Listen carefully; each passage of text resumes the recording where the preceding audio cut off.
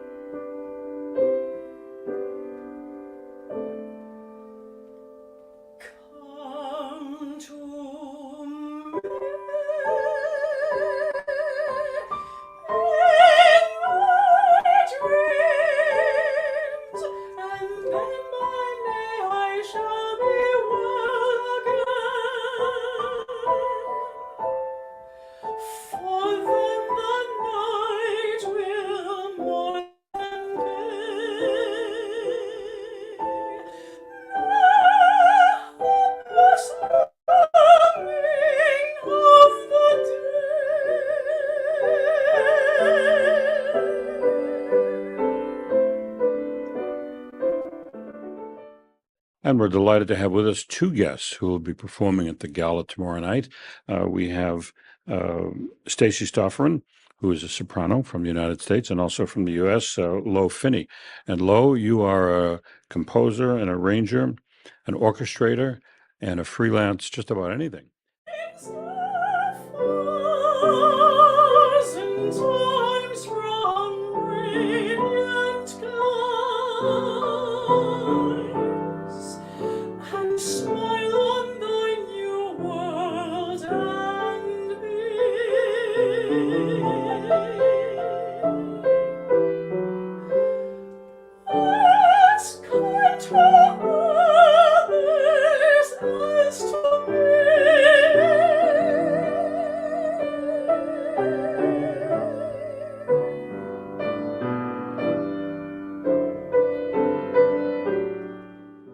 So tomorrow tell us what we can look forward to tomorrow. I'll be singing Lo's creation called Longing from a set called Fading Leaves.